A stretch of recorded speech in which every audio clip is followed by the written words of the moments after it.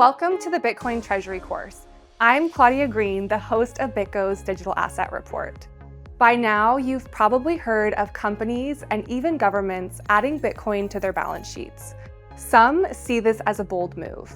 Others aren't sure why. In this first module, we'll lay the foundation by examining the crisis in traditional reserve models. That is, the erosion of cash, bonds, and other legacy assets, and why the playbook of the past no longer works. For most of modern history, reserve strategy was an afterthought.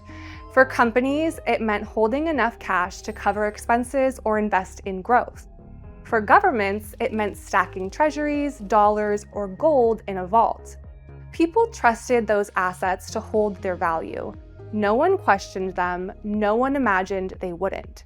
But that world is gone now. Quietly at first, and now all at once, traditional reserve models are breaking. Let's start with corporations. In the 1980s, the corporate mindset shifted. Companies moved away from building strong balance sheets and focused instead on maximizing returns. Cash was seen as deadweight.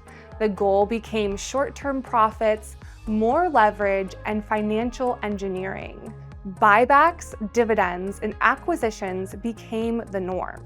Over time, this made companies fragile. When the COVID-19 pandemic hit, that fragility was exposed. Capital markets froze, revenues disappeared, and many firms were forced to confront just how little buffer they had.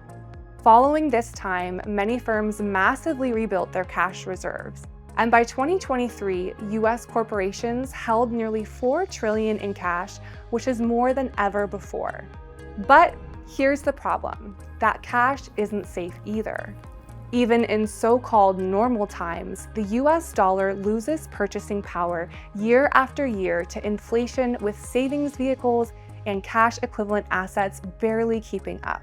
From 2018 to 2023, Treasury bills and investment-grade bonds consistently lagged behind the money supply. Long-duration treasuries lost over 5% annually in real terms, and high-yield bonds barely broke even. This erosion doesn't show up in earnings reports, but it adds up over time. A balance sheet might look strong in dollar terms, but when measured by what those dollars can actually buy, it's getting weaker. Liquidity alone is no longer enough, and this problem isn't limited to corporations. Nation-states face the same issue, just on a larger scale. For decades, government reserves have relied on US treasuries, euros, and gold. These were the go-to assets. They were trusted, liquid, supposedly safe.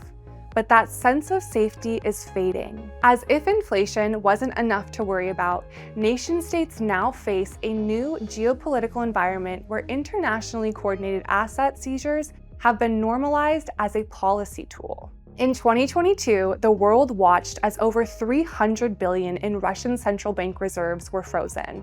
A G20 economy lost access to a huge portion of its savings, not due to market forces, but due to politics.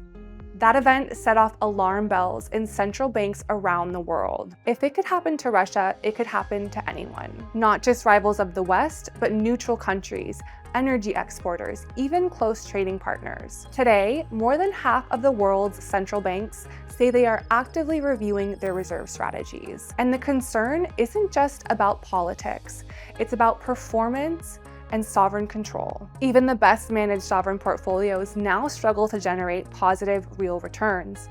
According to the IMF, global foreign exchange reserves have lost value after inflation for 3 years in a row. Bonds that once offered stability now deliver losses, and major currencies like the euro and the yen are under pressure from aging populations and rising debt. This is the new reality. Dollars come with strings.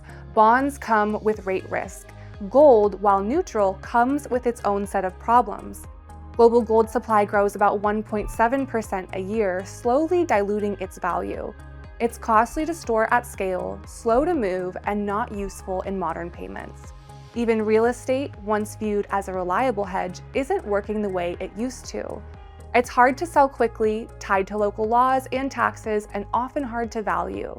It may work for the ultra wealthy, but it doesn't work as a Treasury reserve. And then there's inflation. While inflation has cooled since the 2021 highs, the last few years showed us that inflation can return swiftly during times of crisis and money printing. The IMF expects global inflation to stay elevated through at least 2025. In the US, core inflation is still above target. Meanwhile, food, energy, and housing costs continue to rise faster than official statistics suggest, especially in countries that rely on imports. Central banks can raise interest rates or talk tough, but the deeper issues haven't changed. Government debt is at record highs, birth rates are falling, supply chains are fragile, and the money printer just keeps running. Between 2020 and 2023, the US government added over $6 trillion in new debt. The Eurozone faces the same pattern: ballooning spending, aging population, and weak growth. Japan now has a debt to GDP ratio over 260%. This matters because monetary policy today isn't about managing the economy, it's about survival. And in that kind of environment, assets that depend on stable inflation and institutional trust are in real trouble. So the question facing every corporate CFO and every National Reserve manager is simple. What do you hold? What asset protects value over time?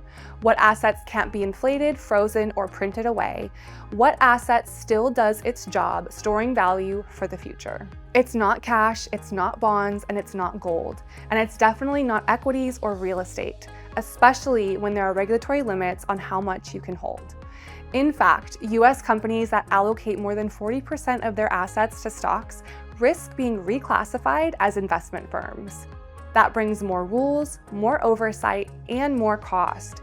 And even when investing through index funds, you may end up buying into your competitors. The financial system has long relied on assumptions. The assumption that money is stable, the assumption that inflation is mild, but those assumptions are breaking, and yet most Treasury strategies haven't changed. Most portfolios are still built on models that no longer match the world we're living in. That is the crisis at hand. Not a monetary dip in asset prices, but a foundational breakdown of the reserve model itself. If you're running a company, that failure puts your balance sheet at risk.